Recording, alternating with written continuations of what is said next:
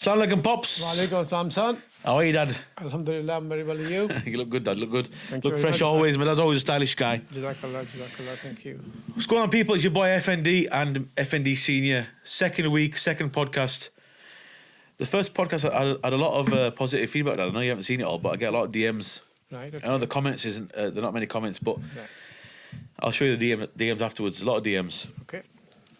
So, before we start today's podcast, I've got something I want to a question that we got sent in. We've got a few Okay. questions sent in. Right. There's one main one I wanted to... Well, first of all, before you start that, I say Assalamu alaikum to everybody as well. anything else? Hello, everybody. Assalamu alaikum. Good morning. Good afternoon. Good evening and good night. Anything No, else? as Salman Khan says, hello, Assalamu alaikum. How are you? Kamache or whatever. And he speaks in about 5 different languages anyway. I've got no idea who that is or what you're talking about. Dad. Anyway, never mind. Some people might know, some not. As you may have noticed, the setup is much nicer today. We've decided to sit on a table. Let us know what you think. And also, I got these stands rather than the. I've still got the arms, but Holding it through exactly all the- different scenarios will Yeah. we'll use different equipment. But I thought this would be nicer for today, so let's check it out anyway. See if it is a better outcome. Anyway, Pass me that, Harris. what the flowers? Yeah. Why? They should be here, man. Now I've got continuity issues, Dad. Continuity issue. Yeah, there you go. Nah, give it back. Let's keep it nice and clean, Dad. Nice and clean. Clean, Well, clean, workspace. okay. Okay, so basically, guys, we got I'm not going to say we're inundated, but we got a few questions. Right. People wanting us to talk about certain topics, right? Okay. One that really stood out, which I thought we'd talk about today. Again, as I said last time, guys, it's completely anonymous. So if you want to get your topic spoken about, or you want something you want to get a second opinion on something, or us to discuss whatever, send it into the email. It's on screen right now. Go check it out and email us, guys. Don't be shy. Yeah. So this email comes from a young man, I guess. It seems like a young man. And he said, this is what he said, all right? Listen Okay, carefully yeah, and I'm we can listening, yeah. discuss. Okay. I think it's quite a lot to unpack. Okay. Growing up, I always saw myself being a celebrity or just someone famous. And now that reality has hit, I feel like a total failure. My mental health just keeps on deteriorating. Right. So that was his email. So I personally have a lot I can discuss on this because obviously I've experienced certain sure, things myself. sure, so do you want me to take it out or do you want to have something No, to say you first? go for it. But you have to take out of your chest, then go for it. I'll try not to take up too much of the podcast with this. I don't want the whole podcast to be about this this one question, but there's a lot I can give you my personal experiences on some of this stuff. So first of all, I know a lot of successful people, a lot of rich people, and none of them are happy. So just first and foremost, money Doesn't make you and happy. fame doesn't make you happy. All right. Absolutely. Most famous people I know Yeah. wish they weren't famous because they can't go out freely, they can't do anything, they can't go anywhere. Everything they do has got to be thought about carefully. Where am I going to go? Where's my security? Like if they're very famous and rich, everyone needs security these days. Not only that, but they have to be on display all the time. Yeah, so they've got to look good. Even if they're feeling sad, they have to be smiling. Yeah. If they are feeling like everybody feels kind of, I don't want to use the word shit, but sometimes crap or feel down and stuff like that. But they have to be happy and chirpy and when they go out in public. I mean, they can't, so it's a pretense most of the time, and it is very, very hard to keep up that pretense 24/7. Exactly. And that takes toll on you as well, obviously. So speaking of my personal experience, obviously I'm not famous, but I'm well known for what I do video-wise. Alhamdulillah. Like even if I order a takeaway, Yeah. every single time I order a takeaway, the guy who delivers the takeaway to me knows who I am. He always says, "Oh, bro, I used to watch your videos, whatever." Yeah. I had a little bit of that as well. Yeah. Because obviously people recognizing me that, Harris' dad, and I've taken a few pictures with people as well at the airport. And Exactly. even I was buying a meat the other day, if you remember that family, the couple, this lady was there buying meat, and I went down, I was stood behind, and she turned around, she said, I know you. I said, no, you don't. You must be mistaking me with somebody else. She said, no, I know you. And then when she mentioned you, I said, oh, yeah, okay. So then they wanted to, and there are a number of people. I mean, I was driving once out of a petrol station, and there was a guy who in the van, a white van, and he gave me way, and he said, "Uncle, go uncle. And I said, wow. So yeah, because of the hat as well, because I wear F&B hat as well. So yeah. See, that side of it's quite nice. It's quite nice. When you get noticed now and again, and people give you a positive kind of feedback or experience where like they're happy to see you and they show you that they like your videos and stuff, then that's nice. Yeah. But when you take it to the level of proper fame, where you're like a celebrity, literally, then most of them don't want to be. You've seen them. You watch videos on YouTube, Dad, where they're all getting really angry because they're getting photographed all the time. Paparazzi's chasing them. Princess Diana got chased by and died because of the paparazzi. So it's all however you take it. Obviously, looking from the outside in, it's easy to think, oh, I wish I was famous. To be honest with you, it's not what it's all cracked up to be. I'm telling you. No. I know a very famous actor. Some people might know them. He's called Wahid Murad. He was called Chocolate Hero back home, and he became very, very famous. So famous in those days when there was no superstars in India or whatever. They weren't called superstars or whatever. I'm talking about a long time ago, in 60s and 70s. And people used to copy his hairstyle. People used to copy his clothing and the way he spoke and the way he walked and stuff. And then after slowly, a time came, then the popularity went. And then it went so bad that guy committed suicide. Because he obviously wasn't getting any films, he wasn't getting any recognition, he wasn't getting... And the worst thing happened was that he had a slight accident and there was the kind of a cut on his face, which obviously he thought... Ruined it. That ruined his face and all. Because you're so superficial at that time, because it becomes so... You just look at your mirror and you think, like people are admiring you and looking at you that you're so gorgeous. And then a small blemish on his face made him think that he's ugly. For some reason. Yeah. I don't know what his state of mind was at that time, unfortunately.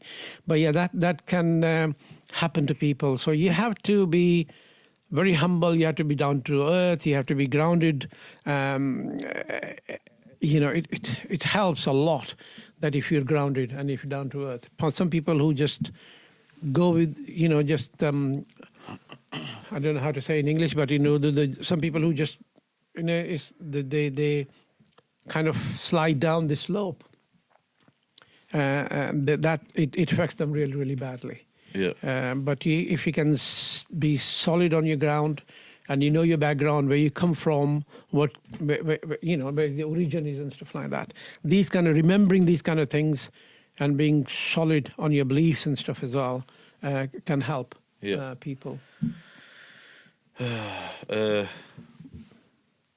Well, you suffer from all sorts of different things because of that as well, don't you? Because obviously you happy like Larry. Yeah, I don't want to go too deep into it because it's going to make it a depressing podcast. But basically, for those of you who don't know, I used to live in Dubai. Spent 5 years to live, and I went to Dubai. I was one of the first people to go and do what I did. Still to this day, I don't think anybody's gone and done what I did in Dubai. So, and I did it at a time when no one had done it before. So when I did it, before I went, I was a young kid. Yeah. I got married and I left, and I was very young, and I just thought, in my mind at that point, I just thought, just gonna go do it, and worst case scenario, I end up back at home in living in my parents' house still, like I was before I left. Who cares, no loss kind of thing. Whereas now, if I want to go do it, I've got 3 kids, I've got a mortgage, I've got all these things I've got to take into consideration. I can't do it like freely as I was before. But anyway, I went to Dubai. 5 years spent over there. But initially when you went, it was before you got married, to make the bases, all stuff. Yeah, when I went first, it was just to scope it out. Yeah, I went with some of my friends and stuff. People know that anyway. But yeah.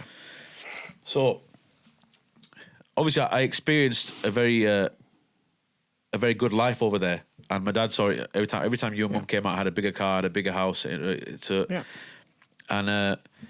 And then one day I decided that it wasn't worth it because I was away from my family, so I gave it all up and came back to the UK. And when I came back to the UK, obviously it was a completely different lifestyle shift. And I came back, and because I'd been gone for 5 years without keeping any kind of bank account open or any documents or anything going in the UK, I couldn't even get myself a contract phone. I couldn't get myself any car finance. I couldn't get myself any property mortgage or anything. I had to rent a really small house in Bradford. And my dad had to co-sign it because basically they don't trust who I am because I've been gone 5 years off the radar. Who are you? How are you going to give you rent you a house? Yeah. Not only that, but you and your wife ended up having about 5 speeding tickets as well because you were used to driving in Dubai. Yeah. And he just went berserk. Again, if it wasn't for my dad, I wouldn't be able to. When I came back, my dad helped me out. So he literally had to co-sign everything, and that basically means if I can't pay for my house or my car or my whatever, they're going to come chase my dad for it, and he's been here for 30 years or whatever. Yeah. So he they've got him on the books, but then got me on the books. I was like a nobody, right? So, and I remember Mum said to me, Dad, I don't think I've told you this before, and it's not. I don't like talking about Mum like in a negative way. I mean, I didn't. It's not talking negatively about her in this way, but she said to me when I came back from Dubai, she said, "I've got nothing to be proud of anymore." Which affected, which she didn't say it on purpose to hurt me. No. But just because my mum was so proud of me for being in Dubai and doing this. Yeah, let me just break it out for you. What happened is because obviously she's seen you how you were in Dubai. Yeah. She's seen the house you lived, the way you were, your cars, your house, the way and everywhere you took us. Expensive places where people can dream of going. Like. What those beaches was called? I don't know the special when you went. The beach club. The beach clubs and stuff like that. Yas Beach Club. I mean, I wouldn't have. Oh, Sadia Beach Club. Sadia Beach Club or any of those places. I wouldn't have gone on my own if I went on holidays and stuff like that. And we were just entering in there, and people were just the way the people were treating us, royalty. And then we went to this Dubai Palace or Emirates Palace and places like that, and having this. Your mother had a coffee with the gold sprinkled on it and stuff like that. So when from there, she used to talk to her friends and the people she knew and the family. She used to obviously show the pictures and she used to show them.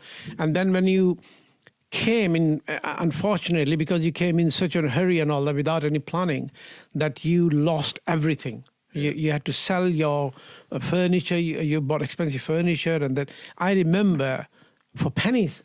Yeah. I gave a lot of it away. You gave a lot of it away. And then you came back, you didn't have a penny. You understand? You paid about £3,000 to shift your dog from there to here. £4,000. Yeah. And then after doing all that, you didn't have nothing. And when you came here, so obviously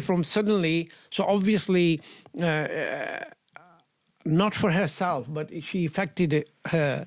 All this scenario affected your mother because of you. Yeah. That she knew that what kind of person you are and what kind of life you were living there. And now. What is going to? Obviously, the reality hits her, isn't it? So she knows.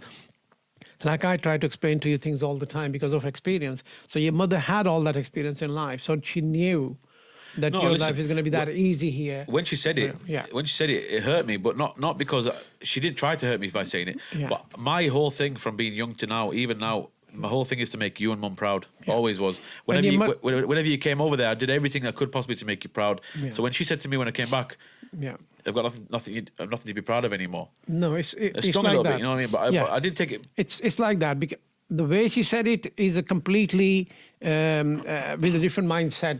How you got it, but I can explain to what happens is that if somebody is kind of nasty to you or bad to you or maybe very honest and telling you all things all the time like me, you understand me.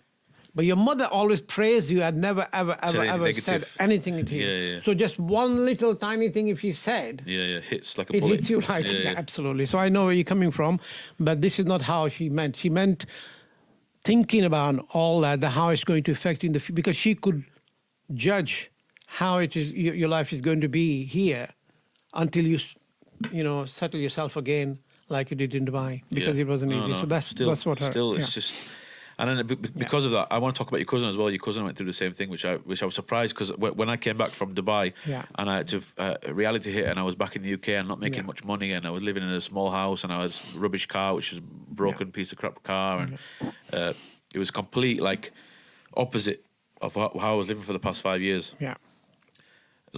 Went through all kind of mental torture, mental breakdown kind of situation, full blown depression. Yeah.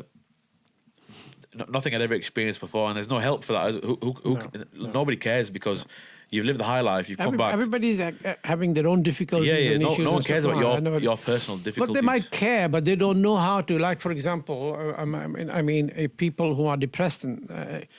I never experienced what depression is, alhamdulillah, all my life, because because of my beliefs and stuff and the way I was brought up and stuff like that, I see things black and white. I mean, I think what is good and what is bad, and if something bad comes in my way, I know that's maybe, definitely it's from Allah Almighty. So I don't sit down in the corner and go into dark, deep holes.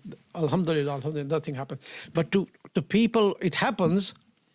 I have no way of helping them out. I don't know what to do. I could say something positive, what I think is very nice. It might affect them adversely. Yeah. So how do I know what to say? Like, for example, your mother suffered with this kind of depression, and most of the time I had no idea what to do. When she was on high, we had a very brilliant life, and when she went into these kind of things, I had no clue. I couldn't help her. I'm still today, till date, I'm really sorry that I couldn't help her in those times or if you suffer from these things. But to counter that, I told you the story of my cousin. Yeah. This is. Yeah, I mean, he was quite younger than me, but obviously suddenly when he was about 22, 23 years of age, he, based on the political, obviously backing because the party he backed, they gave, somehow he got a job in Karachi at the airport in customs. And he moved from Lahore, lived in Lahore with his brother and sister and stuff, but he moved to Karachi. He was given a flat, he was given a driver, and he was given a cook. So at the age of 20, 21 years of age, when he went down there, and he had all this, and then suddenly, huge amount of wages coming in. Yeah. And then you have this flat, and you have this driver, and the car and driver and all that. He had it about for 3 years, and he was living full life, and then after 3 years, the political situation changed, and he was sacked. Yeah. So the car was taken away, the flat was taken away, and he came back to Lahore. And then he, obviously, from suddenly 3-4 years of very, very high life and living, and then suddenly he had no money, he had no status, he had no job. He just went into completely lost his mind. And obviously, for a few years, he was doing all sorts of silly things and stuff. Sometimes he wasn't coming out of the house. He wouldn't go for any job interviews. He wouldn't do nothing. So the parents, after a long time, about another couple of years later, somehow he got him married. And then through that and his wife's help and people helping him out and stuff, now he's much, much better, but still not the same person as he was when he had the job. Even now, it's about 15 years now since that thing happened. He is still not 100%. Yeah. So this can affect people differently. When you have a suddenly very high, and then you go down very, very low, it can affect. But that's why I'm saying that in my life, I've seen a lot of highs and lows. But alhamdulillah, never affected me. I mean, last time we were talking about jobs and stuff like that. You had all sorts of stuff. I did, yeah. I mean, even back home. Out of bed, dancing out of bed. I don't know what's up with you. Even back home, when I was a student, I was making money. Yeah. Because when I was a student, I had a cousin who worked in ID card, and then I used to go and stand outside the office, and with the people who are queuing up to go into it's called Shinati card in those days. It's changed now to something else. So people will be queuing up, and I will go in the queue, and I said, get a couple of people out of the queue, take extra money from them, and I'll just go into my cousin and give them the forms and get those. And some people had to deposit those forms and then come back 3 days later or 4 days later to get the but I would go to my cousin, and then I made a friend there as well. Apart from my cousin, I made another guy who was working there, a friend of mine. And then I used to just go in and get them done within an hour and give them the card. And I will take 200 or 300 rupees per person, stuff like that. Then there was, in those days, still situation is not any brilliant, but in those days there's an issue with the sugar. Okay. There was a shortage of sugar. Suddenly there would be a time in 1 year, then suddenly there'd be a shortage of sugar. And the people who are getting married, and they obviously want to make a sweet dish and stuff like that, they need sugar. They can't get sugar, so the sugars were allowed on permits. And I found out somebody who was working in those permits, I used to get permits. and then I used to sell those permits to people. Yeah. And a similar thing with this, so these are the only few things I'm mentioning. Always a hustler, Pops. Always a hustler. To make money back home. Then I used to sell my clothes because I used to have a very fashionable clothes and stuff like that. And I had a couple of friends who, because I had friends, always had friends very, very rich. And then again, people who are not so well-to-do. Because I didn't have any differentiation. Because friendship for me was a decent person, not whether they have money or their status. Yes. Yeah. Till today, I mean, people are, I can name people who can look at some rich person or famous person and they will run after them. And never, ever done that. So there was a friend of mine who would buy, like, for example, I got a nice jacket made and I wore it for a few times and stuff like that. And I would sell that to one of my friends for less than half the price because I've taken, because I want a new jacket and I want a new color or a new fashion for next year. So that's how I survived when I was there. When I came here, obviously I worked for my brother early about carpets while I was a student. And while I was there, I learned to fit carpets. And then later, when the laminated flooring came, I learned how to fit laminated flooring. When we bought this house, I did all the paint work and the wallpapering myself and with your mother. We used to do that all together. And then I learned how to do the tiling. So I've done all sorts of things. Yeah. And then when I was left my brother initially, I had a friend of mine in Bradford. They had a big warehouse. So I used to go to them and get different items from them, put them in my car and go and do door-to-door selling or go into the shops and selling. While I was there, then I found out there was a Chris from Scotland, some came. I can't even remember the name, it was so long ago. McCoy's? Something like that. And they were introducing it. They were just initially coming out at that time.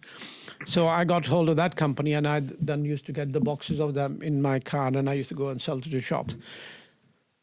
While doing that, I found out that people wanted light bulbs, shopkeepers, because the shopkeepers used to sell light bulbs. And there's a warehouse here on Roundhead Road. It's called Saman now, but used to be something else before. I went there and asked him, I said, how much would you give me a box of bulbs, 60 watt, 40 watt. So he charged me a certain amount of money. Yeah. And I used to fill my car with that and then go to the shop. And for a few pennies more, I would sell each few pennies per bulb. Yeah. So if I'm selling a box of 100 light bulbs, I would make £10 out of it. So if I sold 10 boxes a day, I made, So that's how I did that. Then obviously taxi, which unfortunately I don't want to be. That was the worst thing I did. Then I ran my shop as well. I'm off license and groceries and stuff like that.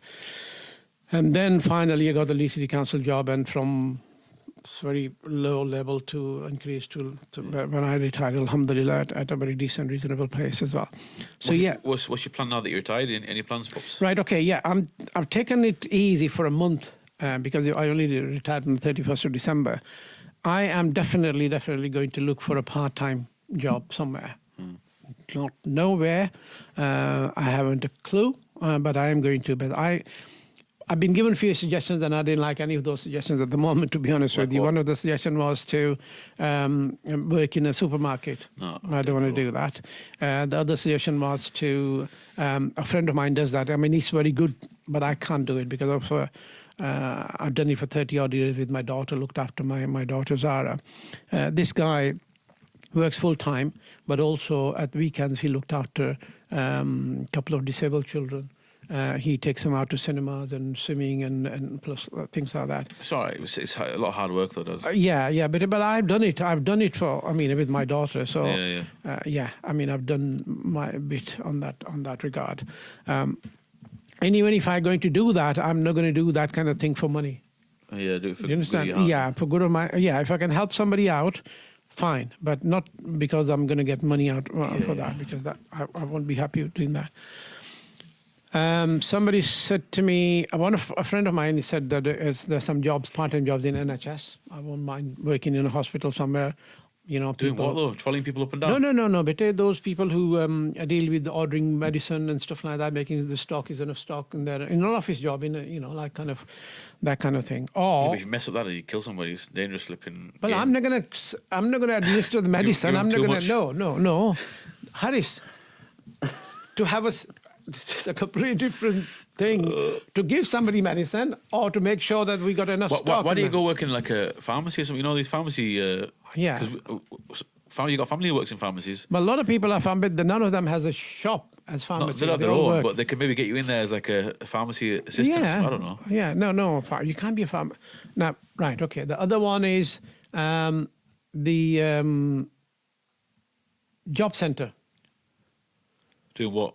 Advising people on jobs and stuff. You can do that. You got a lot of advice to give. You can do that. Yeah, I got plenty of experience of working in leasing council, housing department. I don't know. If I'm honest with you, I think you should just chill and then maybe do it. No, but sitting at home invest in something maybe. But I told you that first of all, inshallah, this year I'm going to do Hajj. Yeah. That's the first priority, and after that, need to do something to just keep yourself active. You can't just sit. I mean, at the moment, you do need to keep active, not only physically, mentally as well. I'm worried about you. That's why I'm happy doing a podcast, because at the moment I'm sitting at home. You're doing nothing, watching TV. I watch TV. You're losing your marbles, Pops. The minute I wake up, I put on a film or a drama or whatever until I go to bed at night time. I'm watching different programs. You've got no human interaction. No. Well, mosque. I go to mosque. In the afternoon, I go to mosque Isha time yourself. So twice. Do you interact with people there? Yeah, obviously in a mosque when you go say Assalamu alaikum to people, how are you, and all the carry on, it goes on. In fact, people know you now, and obviously when you're going so regularly, and the regulars know you know them as well. But this is so. What are we advising that person who asked? Getting back on that subject. Yeah. My advice is definitely just completely forget whatever you think about being famous and rich. But we need to know a little bit more about it. Why was he famous? What was the he wasn't. He always wanted to be. He always wanted to be famous, and he didn't become famous. No. So, but he feels like a failure. But to be honest with you, I think you're just looking at it the wrong way, right? Like I said, fame is not what it's all cut out to be. No. Even riches, right? Yeah. I've learned. I'm only 33. I know you're a lot older than me, Dad, so you probably know more than me. You're a lot wiser than me. But what I've learned in my short life so far is that to be happy, all this other rubbish is not even important. What's important to be happy is to find a balance in life. Yeah. When I say balance, I mean like work balance, making money, paying your bills, spending time with your family, having your own personal time where you can chill and do what you enjoy doing. Yeah. I know it sounds funny, but exercise and getting out and about and doing bits and bobs. And having all that mixed and balanced together, so you get an equal bit of each thing. And obviously religion as well, it's something I forget about a lot. Religion is a big part of my dad's life, but none of it should really take over. It should all be equal balance. That's what it's called, life balance. Absolutely. I look at it, and I've always, I'm quite a visual person, right? I always imagine it in my head as, I once on TV on a Generation Game or something it was called, I saw this guy, he had bamboo sticks, and he was spinning plates on all these bamboo sticks. And he kept on to spin the plates, and obviously whenever he left one plate, it'd smash. Yeah. Then they'd all end up smashing. So life is about. It's a very good example. Very good example. Analogy, yeah. So that's how I always think of it: is being happy and having a balanced life is having all these bamboo sticks, all the plates spinning at the same time. Which is, I'm not even sure if it's possible, because I've not met anybody yet who says they've got their whole life in order, their whole life in balance. I've not met anybody yet. The closest I've come is my dad, to be honest with you, because he's content and he's religious and he's got all his bills paid. So he's the closest I've met to life in balance, right? But even my dad's got some ups and downs. Yeah, obviously, you cannot be 100% satisfied, because obviously there is a very famous poetry about it that. हजारों ख्वाहिशें ऐसी कि हर ख्वाहिश पे दम निकले बहुत निकले मेरे अरमान मगर फिर भी कम निकले. That the meaning is that I have so many wishes and desires which have been fulfilled, but still there are thousands of wishes and desires which are not. Yeah. So you cannot ever say that, I mean, that I have everything. Alhamdulillah, what I need and require, and what Allah Almighty thinks that I need and require, I have all of that. Yeah. But above and beyond wishes and stuff, sometime they might come through. Sometimes they don't. But that's just life. But being famous is not all what that cracked up to be. At all. Trust me, because there are examples of very, very famous people being very, very unhappy. Yeah. They're the biggest example. I mean, there are a number of them, but that American comedian, Harris. Robin Williams. Who committed suicide. I mean, can you imagine Robin Williams, the famous he was, the money he had, the obviously, and the funny he was. Yeah. And he was depressed and he committed suicide. Yeah. And I told you that actor in Pakistan about him, and there are other people as well. But we don't want to go down and keep mentioning suicide. But these are famous people that we don't even know. Yeah. I know people. When I lived in Dubai, trust me, I knew billionaires. No joke. Yeah. Guys who were not millionaires, not a little bit rich, billionaires with every car you can imagine in his garage, biggest houses, money, clothes, women, whatever you wanted. Yeah. And the guy used to go out every night and drink alcohol till he was so drunk he couldn't even remember his name because he was unhappy, and he felt lonely, and everyone was after him for what. Then again, being famous is not just one way of being famous rather. Sorry, because there are so many different ways nowadays. You can just go on TikTok and make a couple of and then you will become famous. There's a girl in Pakistan. She played a very old song. She was at a wedding, and there was a very old Pakistani song playing, and she did a very silly dance there. And she became so famous now that she's been invited to all sorts of talk shows in Pakistan. And then, because of that, it went on to TikTok. Indian actresses started copying that, and they made TikTok copy of a TikTok copy, which is absolutely stupid. Yeah. And so many people are doing that. So this guy still, I don't know how old this person is or whatever. I mean, there is no limit to how you can be. You can do a little slightly thing, then you can be famous. Yeah. But also, this is also a negative thing that I don't like the way that this is going. All this internet stuff at the minute. I feel old talking about it like this, but TikTok, I feel like should never have been invented. Because it's completely changed the whole world. People have done all sorts of changed the whole world. Again, people are doing silly things. I hate people even mentioning TikTok to me. Like, all these young kids dancing on TikTok and doing this mad stuff, and everyone's trying to go viral. Everyone's trying to be famous. Everyone's trying to be and that's not healthy, man. It's mentally as well. Especially if you're one of these people that upload stuff and no one watches it. It doesn't go viral, then you're going to feel bad. You're going to feel like you're a loser, obviously. Yeah. I sometimes upload stuff, like my vlogs now, after such a long break of vlogging, now I'm getting back into it again. Yeah. It's going to take a while for people to watch me again. At the moment, I feel rubbish that no one's watching, but I'm just going to keep consistent with it. Just on that point, reminded me, I recently joined TikTok. Twitter, not TikTok, Twitter. Thank God. And for the last few days, I've been completely occupied with that all the time. You're always occupied with Twitter, always. But last through 2-3 days, I'm just weaning off a little bit. Good. And I'm going to stop slowly, but not suddenly, but I'm going to... The reason is, Harris, initially when I started, it was fun to just listen to the people, what they're saying and all that, and what the trends are and what is going on in the world and stuff like that. Then I started putting comments on.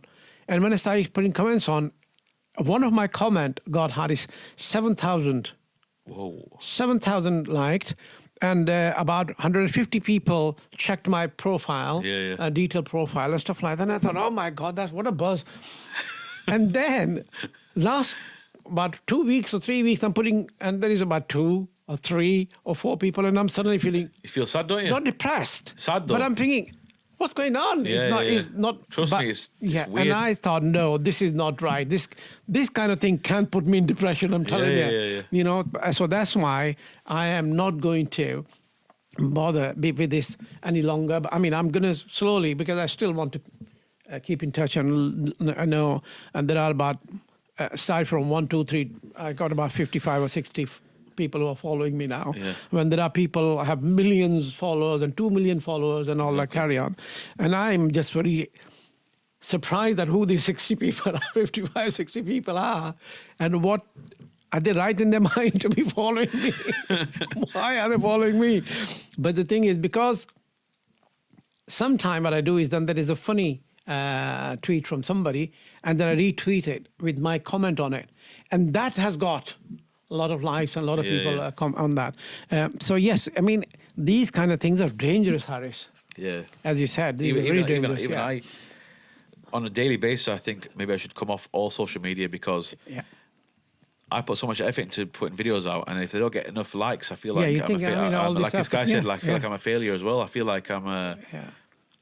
What's the point? Putting all this time and effort. I don't know what you have got, but I only checked once, and there were about 14 or 15 people who commented on it. Yeah, look at you. You messaged me straight away saying, what's the point? I know. No one gives a crap. Harris, if people are not interested, they may be interested in what you, when you were younger, used to do with Z. Yeah. And maybe you're the funny. Obviously, me and Z had a good following, but absolutely. But Dad, you can't get upset after one video. No, I'm not upset. I'm not upset. I'm just saying the more you do, the more people get. That I understand. No, but I believe in giving people what people want rather than forcing people. But a lot of people enjoyed the podcast last time, Dad. Yeah, no, but they're going to enjoy this one, I'm sure. My issue is that obviously when people get married, some of them, not all of them, they can't give friends as much time as they used to give before. So maybe that's the issue with you and Z and stuff. Me and Z have got a lot of issues. Me and him will talk about it on our podcast. Me and him have been friends on and off 15 years. Dad. Yeah. But I mean, it's nice to occasionally to get together again. It's hard, Dad. But at the moment, he's not even here. I've been away, Qatar and Dubai. He's now away in Spain somewhere. When he comes back, then we're going to meet up and we're going to probably do a podcast again. We'll see. But guys, stay tuned. But Dad, I'll show you after this all the messages I got on Instagram. Right, okay. I'm telling you. Any other thing we're going to talk? So this person is that. Listen, you have to have your head straight. You need to think your priorities, what your priorities are. Being famous is good, but that's not your life's priority. Your life's priority is to have a decent, healthy mind, a decent job, good family, friends around you. That's the priority. And having belief and religion, whatever religion you are from. I'm not just promoting. If you're Muslim, alhamdulillah, then obviously you need to. Most people watching are Muslim, to be honest. But alhamdulillah, then you obviously, and namaz is very, very good. But when you, and I always say that, because if you are feeling sad or depressed or whatever, the only thing you can do is go to the Allah Almighty. You cannot ask a friend for help, for that kind of help. You can't ask a family, you can't ask anybody, just go to Allah Almighty and ask Allah Almighty. And He give you peace of mind. May Allah Almighty give you peace of mind. We'll pray for you, inshallah. Again, in Friday prayers when I go, I will do a special prayer, inshallah, for you that Allah Almighty give you peace of mind. Nice one, Dad. Appreciate that. You want to end it there or do you want to keep talking? No. Any other topic, any questions? No, I just want to do, I'm going to only do one each podcast. So guys, if you want anything else. Yeah, if you have any questions. Every podcast I'll talk about something. So you guys, if you've got any topics you want to talk about, anything you want to get off your chest. If your missus is cheating on you, you find out she's cheating on you, it's all anonymous. What? Just send it in, and we'll talk about it, and we'll give you advice. And it'll spark a discussion. It'll spark a debate. Okay. I want anything. I want any kind of topic. Don't worry about what it is. You'll stay anonymous. Yeah. And that's going to be. I want us to develop that into a agony uncle kind of thing where we give you advice. So my advice to you, young brother, is, like my dad said as well, obviously everything my dad said, but also take it from me personally, firsthand, fame isn't what it's cracked up to be.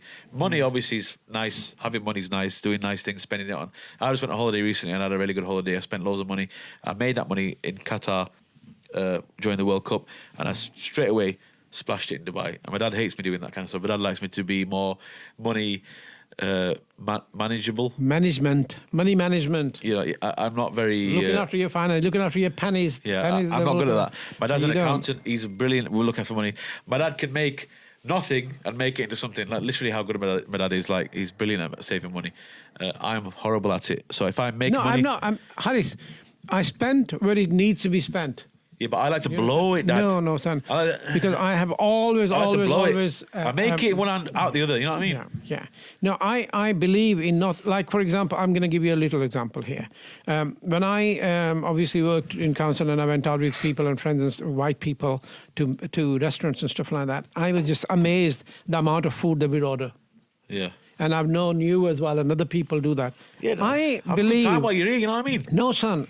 You go, even in a restaurant, you do not want to order food and they're going to leave half of it. Box it up, take it home, brother. No, son, even then, why? take home and then warm it up later and stuff like that. Dad, you're the king of warming up. What are you talking about? I know, but I mean that's only because obviously if it is definitely left, because and then you obviously take it home. No, but listen, I'm not talking about that. I don't order too much food. No, I'm talking about. But you have a good time while you're there. Dad, you don't even like to order soft drinks. No, you want tap water. I'm talking about. No, don't get tap water. Get it from the toilet. Yeah. Get the cheapest possible water you can get me. No, because the thing is, like the white people say, the beer goes with the Asian curry. It doesn't. There's nothing wrong with ordering a couple of Diet Cokes, Dad. But you got to get puddles to water from outside because you don't want to pay for nothing, Dad. Come on. Yeah. But that's how you did it, and that's how you saved so much money all your life. I don't save money. I rather spend the extra $2.50 on a Coke. It's not that. Than to have because tap water. I know that I'm talking about not you came into the conversation as well, but I'm talking about those people when I went out with them. Yeah. That we ordered so much food because we were in a party and stuff, and that half of it was left, and this either is gone in the bin. I don't know. I hope they haven't warmed it up and given to other people, but most of them I think is gone in the bin. And then again, in those parties and stuff like that, there were people who would start ordering beers and wine, bottles of wines and stuff like that. Yeah, and obviously. I would end up paying for the wine. Yeah, because.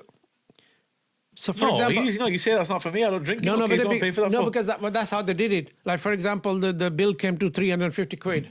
So there were 6 people or 10 people. No, then you look at what you had. No. That's what you do. That frig 'em. Even I do that. They used to divide among 6 people. No. So, I mean, how is that not? That's not fair. I know.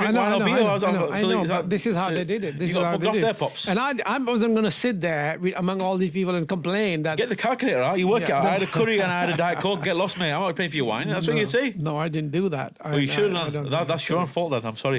Yeah, okay. But that's silly. It's your fault. I would have done 100%. I got the calculator straight out. First of all, it was a struggle to take, because most of the time they wanted to go to Sphere, I would have to not eat anything because there was nothing halal, know. So when I forced them and brought them to a restaurant where I can eat, and then suddenly I'm going to say, I'm not paying for this, that, and that. Have you met those white people that get offended when you ask if you can to go somewhere halal because they don't want to eat halal food? I know. Crazy, crazy nutters. Yeah. There are a lot of all sorts of different people. Never mind. Yeah. So I had a lot of good friends and good people, a good time in council when I was working. But the best time I had, although the wage wasn't that brilliant, was customer services in Great George Street. That's nice. I remember that. It was a nice show. I mentioned you last time. Yeah. It was because I was, like, you didn't have to answer to anybody. I went in and I just set up my table. People would come in and I asked with all sorts of different issues and problems, and I would help them. And you only worked for about 2 hours. Plus, it's a nice area of town as well. That is Great George Street. Yeah. Well, it's becoming a flats or something now. They convert it into. It was nice back then. I remember you used to. It was, yes, and I used to, And at lunchtime, I would go to Marion Centre and I go all over the place and do, and you feel like you're working, Harris. You're suited, booted in the middle of the town. Yeah. It's like those American films and working 9 to 5 and kind of thing going on. Wolf of Wall Street. Wolf of George Street. Wolf of George Street. And then 2 breaks, one for a tea break by 11ish, and then the other one about 4 o'clock, and then you have a lunch break. So there were 3 breaks, and then the masseuse came every week and gave me a massage and stuff. And there were about 25 of us. Yeah. Working in the same place. So it was just like, and most of them were younger than me anyway, but I mean, obviously, some of them were the same age or me, or older than me. But it was just nice set of people. And when we went out, it was great fun and stuff like that. Yeah. I had a very good time. I don't know why I decided to. I could have gone on for another few years easily. But then, the decision is made now. So, I've got to call this podcast Wolf of George Street, lads. Yeah. That's a good name that I like it, Ed. Well, why not? I'm gonna have you there with it. I'm gonna take the Leonardo DiCaprio picture from the Wolf of Wall Street and put your face in there, and I'm gonna call it Wolf of George Street. Yeah. Straight away thinking about the thumbnail. Anyway, guys, I think we'll end the podcast there. There's a lot more I could talk about. There's a lot more I could go into, like coming back from the UK and like, Dad, you know how mentally draining it is when someone comes up to me and says to me, I used to watch your videos when I was a kid. I used to watch your videos. They used to be really good back in the day. I'm still human. I'm still here. I'm not dead. People say to me, so I totally know what it feels like to feel like a failure. But you just got to keep going, guys. I heard a quote. Failure is a very strong word, Harris. I know, but it feels like, doesn't it? Sometimes it feels like you failed. Yeah, no. I failed a family. I failed myself. I failed my. That's negativity. You haven't failed. I mean, obviously, you haven't obviously succeeded as much as you wanted to be. Me and Holly have this joke. You know, there's a quote saying, "Mama didn't raise a quitter." There's a quote in it. People say, "Mama didn't raise a quitter." You know, when people don't give up, Mama didn't raise a quitter. Yeah. Me and Holly have a joke because I like to quit things. For 1 minute, I thought you said queer. Quitter. Okay. Dad. Mama didn't raise a queer. That's for sure. But there's a famous saying, Mama didn't raise no quitter. Quitter, yeah. Right? Okay, that's American accent. That's why. But me and Holly say, Mama raised a quitter because I like quitting things. I like giving up. There's diet. If I go on a diet, give up. Gym membership, give up. Yeah. That job there, I didn't like. How many jobs have I walked out of after 1 day, 2 days? Yeah, I know. I quit everything, Dad. You just like your father. I told you that I walked away, but I don't call myself a quitter. Yeah. Mama raised a quitter, Dad. Grandma raised a quitter, Dad. Yeah, go ahead. I've walked away from certain situations and created new situations. Same here, Dad. But still, it's just funny to say Mama raised a quitter. Harris, there's a big difference. You've missed the joke, Pops. I know. I know. But there's a negativity and there's a positivity. So your choice, you want to be negative or you want to be still positive. I could easily say, yes, I was a quitter and I quitted so many. No, I didn't. I just walked away. I did not want to kind of hurt myself or my mental health stuff, staying in that situation. So I just walked away. Right? Yeah, same like me. Like I left Dubai. Yeah, I came back. I was driving a Citroen Picasso. Yeah. And now I've just been covered the World Cup in Qatar. So there's different levels, Pops. You know, there's failure, then there's getting yourself back up again. There's no failure. There is failure. No, there's falling no down. failure. No. You fall down. So this is why you get back up again. That's all it is. Falling down and getting up is not a failure, is it? Well, falling down is not good, is it? You fall, but people can fall down, Betty Harris. Doesn't matter. You know, the sportsmen, the horse riders, everybody can fall down. But that doesn't mean that's a failure. You feel like it, though. No, you shouldn't feel like it. You fell down, you get up, and you go like that. Dust yourself off and start again. And again, yeah. So that's positivity. This is what the problem is with the people who feel depressed, is that they turn things into negativity. Don't try. Stay positive and find terms for things which are positive rather than saying a quitter, walking away. I'm just walking away from this. Right, even if you are in a fight and arguments and stuff like that, you can carry on with a fight argument, or you can punch each other's lights out, or you can walk away. You say, I'm going to walk away. But especially in that situation, when you know that you're a stronger person, I'd rather you walk away from that situation. But if you're in a situation that other person is stronger, then you stand your ground. Get kick shit at you. Doesn't matter. But you stand your ground. That would be my doing. I would do that. One of my biggest regrets in life, right, which is a completely off subject here, Dad.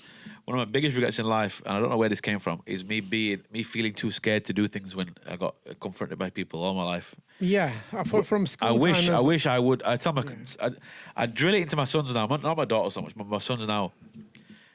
Do not let anybody take the piss out of you ever. Don't let anybody manhandle you. Don't let anybody bully you. Don't let anybody get in your face. And like you just said now, it's worth getting the crap kicked out of you, but stand your ground. Yeah. Whereas when I was a kid, I was too much of I don't want to say the word, but I was too much of a wimp when I was a kid to do anything. Even though I was always bigger than all the other kids. Yeah. I'd wipe the floor with all of them. Even now, I know that I could do damage if someone bothers me. Again, I can turn that into positive as well. Yeah. Because you knew that they can do something to you, maybe it hurt you or not, but if you punch them, you might kill them. Yeah. Even though the day I had a conversation, or hurt them so bad that it'll come back to your family, it'll come back to your teachers and stuff like that. It's all about, in my mind, from a young kid, it's all about consequences. What's Absolutely. If I knock this guy out, what's the consequence? Again, it's coming from a place of strength rather than place of weakness. Yeah, but again, Dad, in my mind, when I walk away from the situation, what do I feel like? A loser, a failure, a wimp. Why didn't I go there and break the guy's nose? Why didn't I go there and kick crap out of him? Why didn't I kill him and his entire family? Again, Harris, that kind of thing, Dad. What did I just said? What? I just said, if you're walking away from a situation where you think you're the stronger person... Dad, you're not understanding me. Yeah, I understand you. When you walk away from a situation, sometimes you feel like you've whipped out. Yeah. You've pussied out. That's another word for it. You whipped out. No, Harris. I'm telling you that it's happened to me all my life. Even now, to this day, I'm a 33-year-old man. Not long before I went to Qatar, there was a guy parked in the middle of the car, of the exit of a car park. Me and my wife were sat in the car together. We were leaving, and he was parked there, so his mum or somebody or his wife or whatever could put stuff in the boot. He was blocking the entire exit. Everyone was beeping. I didn't know that's what the situation was. I saw the guy there, so I beat the horn once. He got out of his car, he walked up to my window, started swearing at me. Why didn't I get out of the car? And who was that guy? Some Asian guy. Right. Why didn't I get out of the car? Wipe the floor with him. I could have done easily. Could have wiped the floor with him. Or you could have just answered him. I answered him back. I said, "What?" I said, "You're blocking the whole." We had a conversation, but you swearing at me and calling me names. You sweared back at him. I said to him, "What are you going to do?" I said to him about 4 times, "What are you going to do?" Yeah. And he just got back in his car, and I drove around and went off. Yeah. But afterwards, especially my wife was sat next to me, I felt like a complete loser. And guys, this is only about 2 months ago. Imagine, all my life I felt like this. Yeah, but no, that's not. One time, Dad, I used to get bullied by this Indian guy in school. Big Indian guy, and he used to bully me. He used to put his bangle on his fist and punch me in the back whenever he walked past me in school. Yeah. Big, thick Sikh bangle. Yeah, take him in the bloody bollocks. Why didn't you? This is the thing. I was too much of a wuss in school, and I probably could have took him too. Yeah, right? I would have. He used to put a big, thick bangle on his fist and right in my back, and that wins you. You're out of breath when that happens, right? Yeah. About 10 years later, I seen this guy. I was with Holly again. We were just boyfriend and girlfriend at this point. I was parking up in the White Rose, the mall car park, and there was a space there. I was going towards the space. This guy comes out the other way, took the space and looked out the window and said, "It's my space." That's why I first started swearing and stuff. So what did I do? I just drove and found another space. Why didn't I, especially when I noticed it was the guy who used to bully me, why didn't I get out of the car, leather him on his bonnet, and take his car and his wife and his... why didn't I do something, Dad? I always ask myself that question. And there's always something stopping me. There's always something, conscience stopping me from doing it. Because of the consequences, what's going to happen. Yeah. Because I remember when I was younger, that I heard a story of this guy punched somebody and he hit his head on the floor and he died and the guy went to prison. That's all I always think about. What's the consequences? I always... To me, you're coming from a place of strength rather than weakness. Yeah, but it doesn't... To me, I feel like the biggest wuss ever. And I don't want to feel like that. And I want to feel like a man. I want to feel I want to feel tough. I don't want to feel like a wuss. Right, we'll come out of mosque, we'll punch somebody, yeah? If that makes you feel better. I don't know if anybody else feels like this, but generally, that I feel like... I know, but look at you. I know, but you can do it. But I don't want to do it. This is the thing. I'm a kind person. I'm a kind, caring person. I don't want you to do it either. But the world is not kind and caring, Dad. But don't think that... People in the world are not kind and caring. People in the world are... They try and antagonise you. You know how many times they get antagonised on a regular basis? You don't have to prove yourself that you're a strong person by hitting I even somebody. said to my wife, I said to my wife, "Do you think I'm a wuss?" She goes, no. But deep down, I think she must think I'm a wuss. No, she'd rather see me get out of the car and bollock somebody than... No, she didn't say that. She probably would. I'm thinking to myself, a woman wants to see a man get up and bust somebody's head open. I always said that stand your ground and stuff. If somebody's giving profanities, you just... Don't get me wrong, Dad. If someone comes to my front door, someone tries to get in my space and touch me, I'll do something. Yeah. But I'm on about like the antagonising part. When someone antagonised, like the guy antagonised me at the window, I should have got out of the car and smashed his head across the bonnet. I should have done that, Dad. No. But I didn't do it. Still sitting in your car, you could have done whatever you wanted to do. Or get out of the car and said, but you don't just stand in front of the guy because he could punch you. So you have your wits about and you go and just face him. Don't hit him or anything, but you face him. Even once I was getting antagonised once. I had a big altercation with somebody. Yeah. They had the phone in my face and they were swearing at me, making a video for ages. I'm still there for ages, like trying to just I grabbed the phone out of his hand. Yeah. I pinned him up against the wall and I threw the phone and I almost punched him. For some reason, I didn't hit him. Yeah, but you didn't. I don't know why. You wouldn't have given the phone back. I threw it. No. You take the phone, you delete that. But I don't know what stopped me from punching him, Dad. You didn't have to punch him. All you had to do was take the phone and don't give it to him until you deleted it. That's what you should have done. No, the video got deleted anyway. Don't worry about that. But. No. I'm saying the video deleted and maybe keep the phone. I said, go. Yeah. Yeah, no. And then bring your family or whatever, bring your dad or whatever, and then I'll talk to them. I'll do him as well. And then show them, say, this is what he's doing. You see what he's doing? I don't know, Daddy. Even talking about this, genuinely, I feel like a wuss talking about it. People are going to watch and think, what's Harris on about? What are you doing? Because I know guys firsthand don't even think twice will bust your head open. I know, but and there's me talking about, I don't know if I should do it or not. What am I talking about? Do it or don't do it. I know. You will do it if you need to. I know one that. day, I said to my wife, I genuinely hope I don't get locked up for this, Dad. I said to my wife, I said, one day, have you seen that film, Me, Myself and Irene?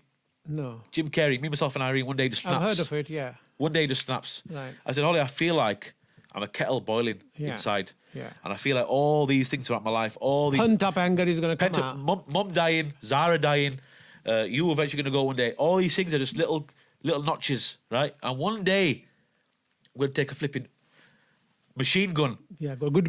No. I'm just flipping, hose people down, Dad. No, and Harris. I'm going to go prison the rest of my life. I remember Kirk Douglas, or Michael Douglas, rather.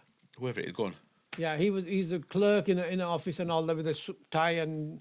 Michael Douglas. Michael Douglas. Yeah, good film. Yeah, Kirk or Michael. Yeah. And he goes nuts. That one, yeah. That's the one I remember. Man Down or something it's called. Yeah, he goes and he just, he works Goes in a nuts. bank or something. Yeah, you lose it one day. One day, I'm telling you, Dad, I feel like, guys, God's my witness, right? One day I'm going to snap, Dad, and something's going to happen. I hope not. Something's going to happen, Dad, because I tell you what, the human mind, the human mind can only take so Let's much. change the subject for 5 minutes and then we're going to close. Anyway, I might not put that part in, guys, because I feel like embarrassed. I feel like embarrassed talking about this. This is deep, personal things that I feel, Dad. Yeah, it's okay, but we can talk about it. Don't worry about it. All my life, for me, a young fat kid being bullied to a grown man, this doesn't leave you, Dad. If you're going to take it out, why you keep extending it? Let's go and talk about something else. That's it. People didn't ask any more questions or anything like that. People didn't want you to do anything or say anything and stuff like that. Situation. No. What the, guys, if any small businesses out there, also get in touch if you want to get a little sponsorship. I can put your logo behind us. Yeah. You know, Chaco Chicken or whatever. yeah, anything. Yeah. But Dad, you know a lot of guys. Ask them. Say you want your business to promote. You want your yeah, why not? Alabama Carpets. Yeah, I will. That's it, guys. That's it for today, I think. Yeah, absolutely. Thank you very much for watching. And I thought there will be my questions and stuff like that. Next week, well, I'll do a few. Next week, guys, send in your questions. Yeah. heavyhitterzpodcast@gmail.com. It's on the screen and it's also down below. Drop me an email. It'll stay anonymous. Anything you want us to talk about, anything you want to get off your chest, anything you want us to discuss. Maybe what's going on in inflation, with the prices, with the... That's boring stuff. Give us some deep, give us some dirty. dirty. Pakistan. I want to talk about some dirty. And how many people watched that BBC program about Gujarat riots and stuff, and how Indian Prime Minister was accused. And come on, Dad. All sorts of different things. All right, guys. And how many people are watching Big Brother? What? Not Big Brother. What's that Indian one called? Big Boss. Big Boss. Big Boss. Right, guys. And thank you for watching again. What's the latest film you have watched? And what's on at the moment? Take a breather, will you? Come up for air. Yeah. Guys, thank you for watching. Every single one of you, because at the moment this podcasts are quite new, so there's very little viewers compared to what I'm used to and what the previous podcasts had.